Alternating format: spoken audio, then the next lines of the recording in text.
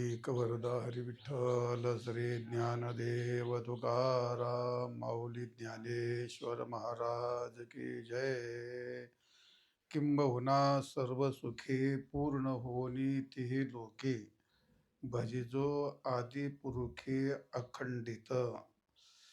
तर भोवीचा अर्थ असा आहे. किंबहुना शब्दाचा अर्थ फार फार काय सांगावे, फार काय सांगावे हा शब्दाचा अर्थ आहे. पण इथं काय आहे, तर अधिक काय मागावे. आता मागणीचा उपसंहार करायचा आहे, मागून झाले ना तर उपसंहार करायचा. तर अधिक काय मागावे, तर सर्व सुखी आणि पूर्ण होनी तिही लोकी.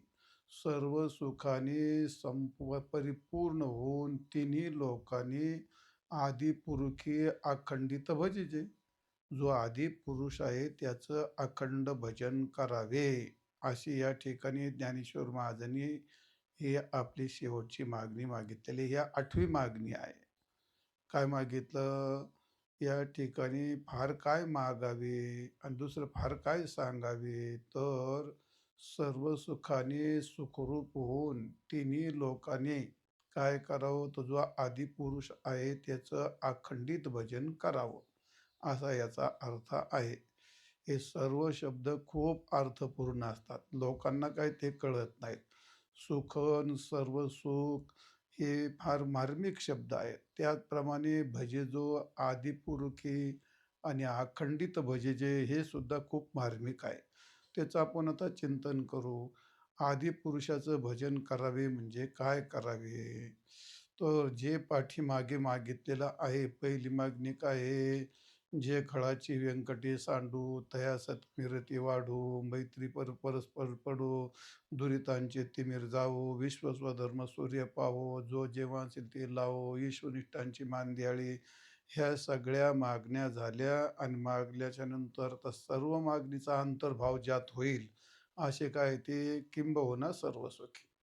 ह्या सगळ्या मागण्यामागे त्यातलं तात्पर्य काय आहे, ते सर्व सुखाकडेच घेऊन जायचं त्यांना. मग आता काही जरी असलं, जे जे काही केल्या जातं ते ते सर्व कशाकरता केलं जातं, ते तर सुखाकरताच केलं जातं. मग जेवढं काही मागितलं आहे ते आणि जेवढं जगात काही मागायचं आहे ते सर्व सुख म्हटल्यावर काही मागायचं शिल्लक राहिलं का आता? काय आणि पुढे मागायचं काय शिल्लक राहील? कारण जे पुढे काय मागायचं असेल, अजून काय मागणं काही संपत नाही. अजून काय मागायचं असेल तर ते सुद्धा कसे सुखा करतात आणि जे काही मागितलंय ते सुद्धा करतात, सुखा करतात. मग किंबहुना सर्व सुखी. अधिक काय मागावं आणि त्यात अधिक काय सांगत बसावं? तो सर्वाचा अंतर्भव कशात होतो तो? तर मागितलेल्या मागण्या आणि राहिलेल्या मागण्या आणि जेवढ्या जगात मागण्या आहेत त्या मागण्यातलं तात्पर्य म्हणजे सर्व सुख प्राप्त होणं. याच्यामध्ये सर्वाचा अंतर्भाव झाला. ज्या राहिलेल्या न राहिलेल्या सगळ्या, एकूण तात्पर्य काय आहे, तर जे काही मागायचं ते मागून झालं. सर्व सुखात सर्वाचा अंतर्भाव झाला. मग आता बऱ्याच वेळा जे वास्तववादी लोक असतात, ज्यांना अध्यात्मातलं काही कळत नाही, तर ते असं जसे माणसं शिवाजी महाराजांवर बोट ठेवतात की नाही, शिवाजी महाराजांनी काय केलं, त्यांनी काय कॉलेज बांधले का, त्यांनी काय तळे बांधले का, त्यांनी काय कुठं दवाखाने बांधले का, त्यांनी काय केलं, पण त्यांना हे कळतच नाही. का शिवाजी महाराजांची उंची आणि त्या काळात त्यांनी जर ते केलंच नसतं तर आज तळे कशात बांधले असते तुम्ही आणि कॉलेज कुठं काढले असते. त्यामुळे प्रत्येक व्यक्ती प्रत्येक प्रसंगी काय काय करायचं असतं, तर ते मग म्हणतात काय मागायला पाहिजे होतं, सुख समृद्धी मागायला पाहिजे होतं, गरजेचं मागायला पाहिजे होतं ना. धन धान्य दूध दुभती पृथ्वी समृद्ध झाली पाहिजे, आरोग्य संपन्न राहिलं पाहिजे होतं, कधी आवर्षण पडू नये, कधी भूकंप होऊ नये, असं नैसर्गिक काही होऊ नये, युद्ध होऊ नये, सर्व प्राजन काय सुखसंपन्न समृद्धीने व्हावं असं मागायला पाहिजे होतं. मग शासन सगळं न्यायप्रिय असावं असं काय मागायला पाहिजे होतं. तर किंबहुना सर्व सुखी हे असं मागितलं तर त्यात, अरे ह्या किंबहुना सर्व सुखी यामध्ये सगळ्या मागण्या आक्षिप्त आहेत. ह्या सगळ्या ज्या मागायच्या सुखाकरताच मागायच्या असतात. असो तो. म्हणजे थोडक्यात जीवांची अपेक्षा आणि मागण्या ह्या कधी संपत नसतात. त्या वारंवारच असतात. असो, पण त्यांना ते कळत नाही. कोणत्याही जीवाच्या ज्या मागण्या असतात त्या सर्व सुखाकरताच असतात. सुखाकरताच असतात. आता आपण पाहिलं परमार्थ आहे. म्हणजे परमार्थ असतो, कर्म असतं. आपण प्रथम काय करतो? तीर्थ, यात्रा, तीर्थयात्रा करतो, कर्म उपासना करतो. अजून काय कर्म उपासना करतो, यज्ञ, याग, जेवढं काही म्हणजे योग योग, याग आणि कर्म, सत्कर्म, उपासना, दान, धर्म, अनेक त्या सत्कर्मातल्या अनेक गोष्टी असतात. आणि पुढे भक्ती असतं, ज्ञान असतं. या सर्वांचं साध्य काय असतं? सर्व सुख. बरोबर आहे. आणि प्रपंचातल्या ज्या गोष्टी असतात, काय असतं ते? धन, दारा, पुत्र, जन म्हणजे काय जे असेल, काय प्रतिष्ठा असेल, पैसा असेल, द्रव्य असेल, इस्टेट असेल, पत्नी असेल, काय जेवढं आहे ते सुद्धा कशा करताय? सुखा करतात. मग हे सर्व काय आहेत? परमार्थातली किंवा प्रपंचातली ही सर्व सुखाची साधना आहेत. हे काही सर्व सुखाची साधनं आहेत. म्हणजे व्यावहारिक सुख असो किंवा पारमार्थिक, हे सगळे सुखाची साधनं आहेत. मग सर्व साधनं सुखाची आहेत, पण सुख कोणाचं साधन आहे का? नाही. सुख काय साध्य असतं.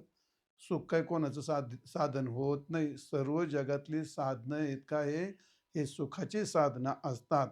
आणि म्हणून मग किंबहुना ज्या असं काही झालं तर जे काय करायचं आहे ते सर्व सुखात जर अंतर्भाव होतो तर त्याच्या एकदा मागून टाकलं काय? किंबहुना सर्व सुखी, सर्व सुख, सर्व सर्व सर्व जन सुखरूप झालं, मग त्यात सगळं आक्षिप्त आलं. म्हणून इथं माऊलीने असं म्हणलंय, किंबहुना सर्व सुखी आणि पूर्ण होणी तीही लोके. पण आता प्रसंग आलाय, विषय आलाय, तर ते सांगावंच लागेल. सुख म्हणजे काय? विषय सुख म्हणजे काय? भक्ती सुख म्हणजे काय? ब्रह्मसुख म्हणजे काय? मोक्ष सुख म्हणजे काय? सर्व सुख म्हणजे काय?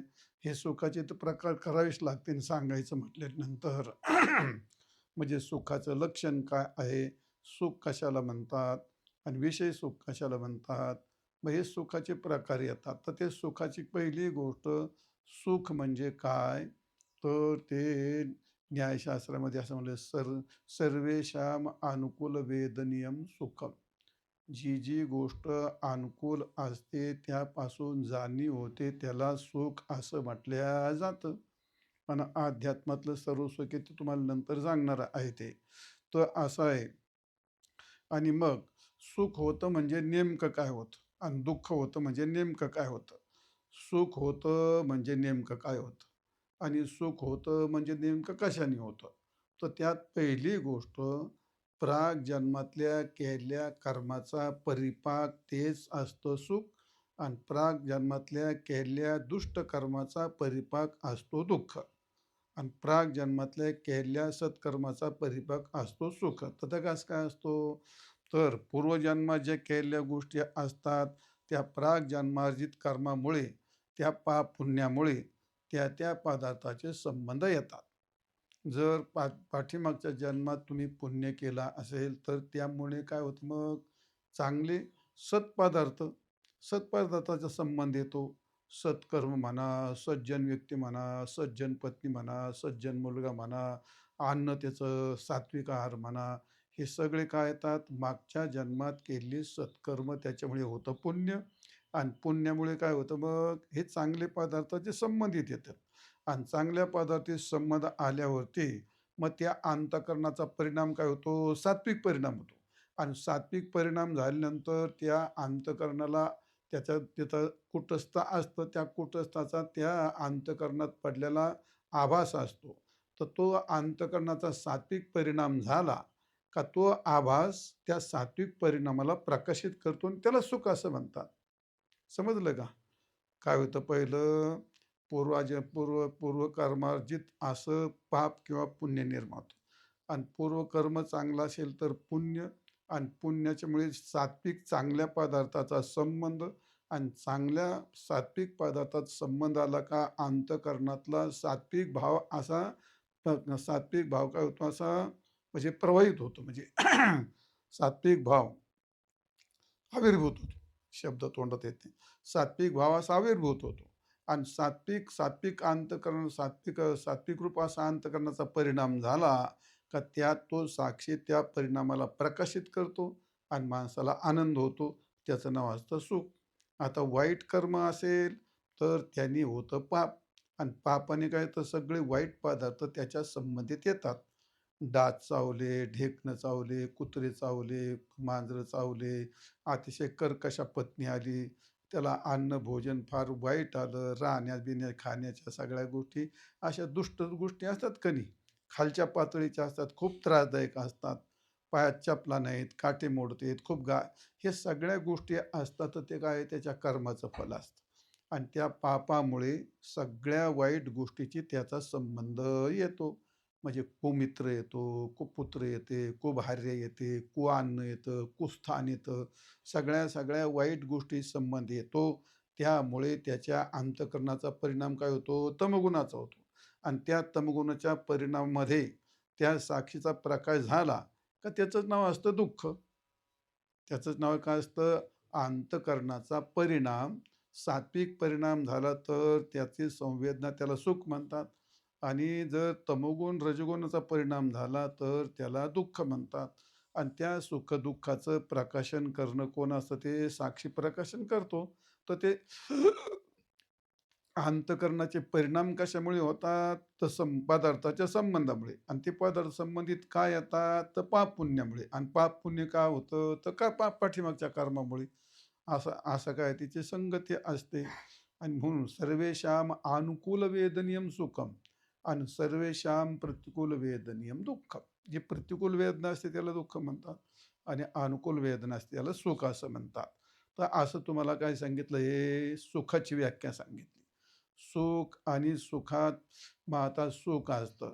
तर ते काय असतं? एक त्याला काय म्हणतो आपण? विषय सुख आणि म्हणजे सांसारिक सुख आणि पारमार्थिक सुख. तर सांसारिक सुखामध्ये काय असतात? तर त्याला भोग विषय सुख म्हणतात. तर विषय सुख म्हणजे ऐहिक विषय सुख आणि पारलौकिक विषय सुख. तर ऐहिक विषय सुखामध्ये 2 प्रकार असतात. कोणते? तर ऐहिक विषया सुखामध्ये म्हणजे विहित विहित भोगापासून झालेलं जे सुख ते ऐहिकच असतं ते आणि त्याच ऐहिक विषयामध्ये म्हणजे त्याला निषिद्ध भोगापासून झालेलं सुख, ते सुखच असतं ते. म्हणजे ऐहिक भोगामध्ये सुद्धा विहित आणि पहिली गोष्ट काय केली? सुखाचे 2 प्रकार केले. काय केले? विषय म्हणजे विषयजन्य सुख आणि पारमार्थिक सुख आणि त्या विषयजन्य सुख म्हणजे भोगात्मक सुखाकरता काय केलं? ऐहिक सुख आणि पारलौकिक सुख आणि ऐहिक याच्यामध्ये सुद्धा काय आहे? निषिद्ध विषयापासून होणारं सुख आणि विहित विषयापासून होणारं सुख. तर हे पहिलं भोगाचं जे सुख असतं ते. ते थोडक्यात भोगाचं सुख म्हणजे भोगविषयक ऐहिक असो का पारलौकिक असो. ऐहिक सुख झालं तरी सुद्धा ते भोगजन्यच असतं आणि ते सुख कसं असतं? तर ते भगवंताने त्याचं मोठं गोड वर्णन केलेलं आहे. भगवान सांगतात त्या बाबतीमध्ये जे सुख असतं ते काय असतं ते? ही संसर्जा भोगा दुःख येऊ नये ते आणि अवजा आद्यंतवंत कौंतेय न न न न ते शुरमते बुधा. काय झालं ते? हे ही संस्पर्शजा भोगा. संस्पर्श म्हणजे सुख म्हणजे इंद्रिय आणि विषयाचा संबंध. ते काय दुःख येऊ नये ते दुःखाला जन्माला घालतात. कारण का आद्यंतवंत हे कौंतेय त्याला आदी आणि अंत असल्यामुळे